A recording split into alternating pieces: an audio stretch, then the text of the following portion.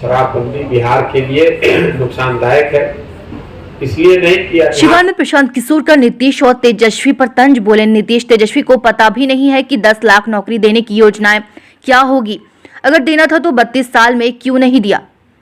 जनसुराज पदयात्रा को 151 दिन की शुरुआत सिवान के हुसैनगंज प्रखंड अंतर्गत खरसंडा पंचायत स्थित पदयात्रा शिविर में सर्वधर्म प्रार्थना से हुई। उसके बाद प्रशांत किशोर ने स्थानीय मीडिया से संवाद किया। मीडिया संवाद के दौरान उन्होंने अपने पदयात्रा का अनुभव साझा किया। जनसुराज पदयात्रा के माध्यम से प्रशांत किशोर 2 अक्टूबर 2022 से लगातार बिहार के गांव का दौरा कर रहे हैं। उनकी पदयात्रा अब तक 1600 किलोमीटर से अधिक की दूरी तय कर चुकी है। पश्चिम चंपारण से शुरू यह पदयात्रा शिविर पूर्वी चंपारण गोपालगंज होते हुए पिछले 25 दिनों से सिवान जिले में है। सिवान में पदयात्रा अभी 10 से 12 दिन और चलेगी और इस दौरान अलग अलग गांव और प्रखंडों से गुजरेगी। पदयात्रा के दौरान प्रशांत किशोर लोगों की समस्याओं को सुनते हैं और उनका संकलन करते हैं। साथ ही वे समाज के सभी लोगों को एक मंच पर लाकर विकसित बिहार बनाने के लिए एक नई राजनीतिक व्यवस्था बनाने का भी आह्वान करते हैं। प्रशांत किशोर ने मीडिया संवाद कार्यक्रम के दौरान पत्रकारों को संबोधित करते हुए नौकरी और रोजगार के मुद्दों पर कहा कि हम ऐसा कोई वादा नहीं करते हैं जो पूरा ना कर सके।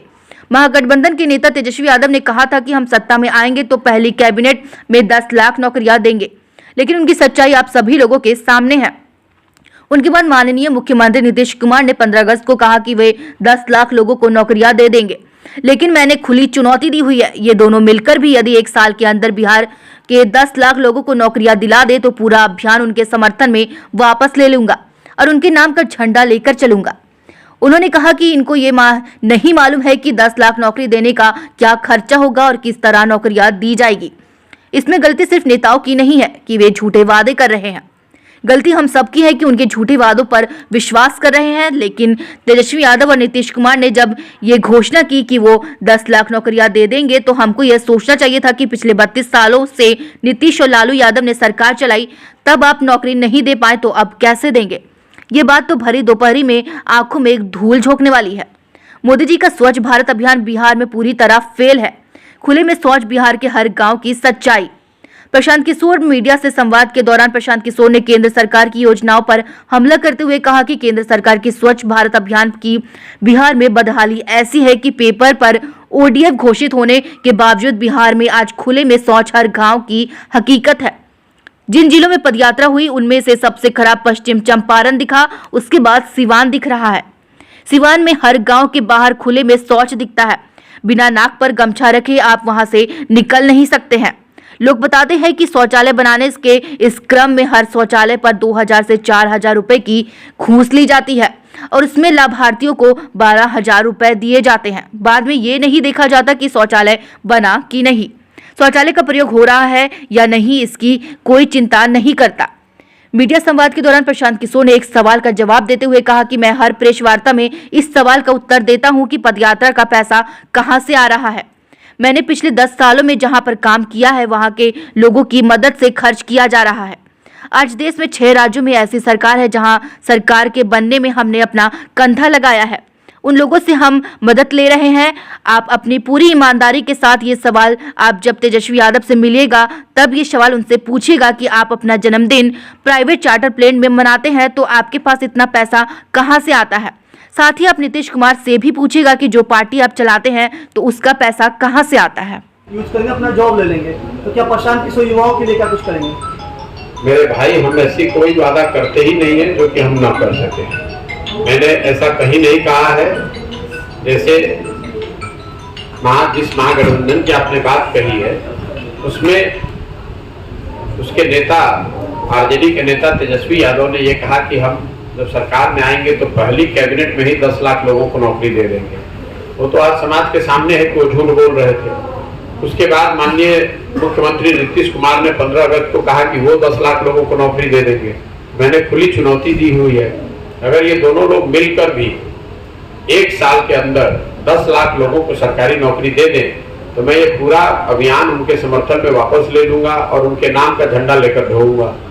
ये लोग समाज को बेवकूफ बनाना, कोई भी बड़ी बात कह देना बिना सोचे समझे, उनको ये पता भी नहीं है कि 10 लाख नौकरी देने का क्या खर्च होगा, उनको ये पता ही नहीं है कि 10 लाख नौकरी देने की व्यवस्था क्या की जाएगी। लेकिन गलती सिर्फ उनकी नहीं है, गलती उनकी नहीं जो झूठे वादे कर रहे हैं, गलती आपकी और हमारी भी है जो उस झूठे वादे को बिना जांचे परखे सही मानकर उस पर वोट कर रहे हैं।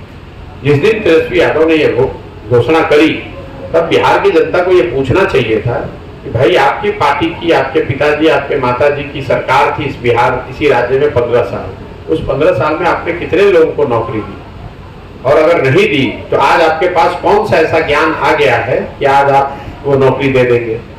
उसी तरह नीतीश कुमार ने 15 अगस्त को जब गांधी मैदान से घोषणा की पिछले साल, तो लोगों को ये पूछना चाहिए था कि भाई आप 17 साल से मुख्यमंत्री हैं, अगर 10 लाख लोगों को नौकरी दी जा सकती है या दी जा सकती थी तो आप इंतजार किस बात का कर रहे थे, पिछले 17 साल में दे देते।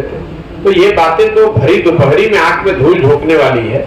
मैंने ये कहीं नहीं कहा कि युवाओं को कितने नौकरी दी जाएगी। मैं ये कह रहा हूं कि बिहार में स्ट्रक्चरल चेंज की जो जरूरत है वो है शिक्षा। देखा जाए तो आए दिन जहरीली शराब से लोगों की मौत हो रही है। एक गरीब के घर में मौत होती है तो कोई पूछने नहीं आते हैं, और वही पैसे वालों के घर में दारू से ही मौत होती है तो कई नेता पहुंच जाते हैं पूछने के लिए कैसे मर गया और क्या हुआ था। इस पे क्या कुछ कहेंगे? भैया, बिहार में मैं एकमात्र व्यक्ति हूँ सामाजिक राजनीतिक जीवन में जो खुले मन से पहले दिन से कह रहा है कि शराबबंदी को हटाया जाना चाहिए।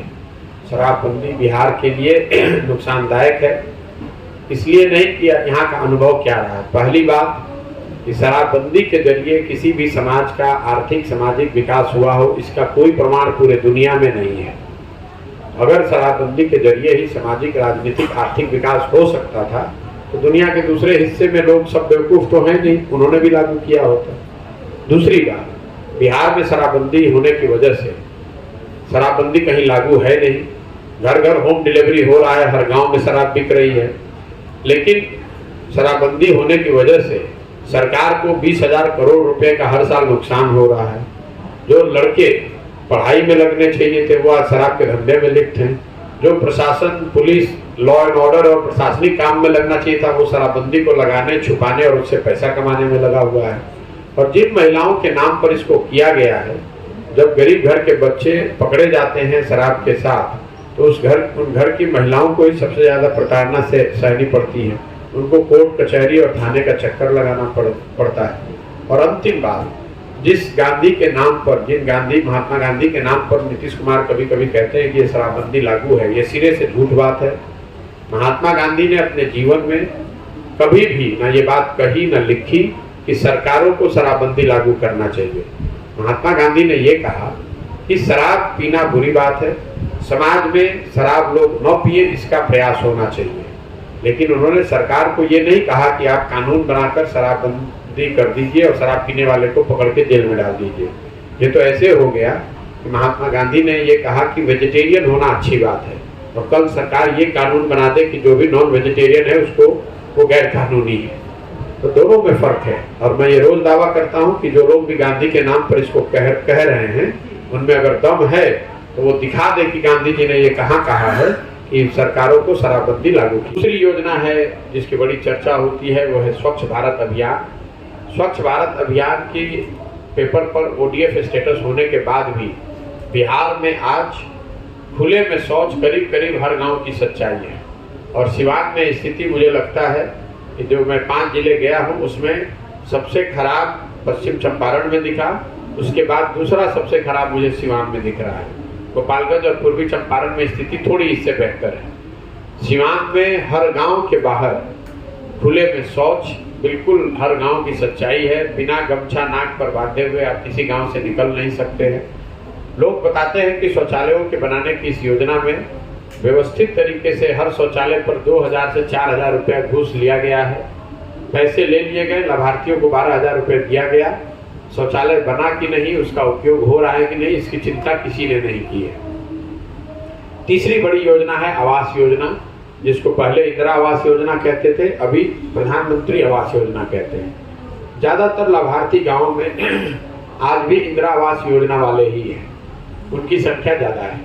जिनको पीछे 25, 30, 40 सालों में कभी 20,000, 25,000, 30,000 रुपये मिला है। प्रधानमंत्री आवास योजना जो आजकल चल रही है, जिसमें लाभार्थियों को 1,40,000 रुपये प्रति घर मिलना है, उसमें सभी लोगों ने बताया कि कम से कम 20-25,000 रुपये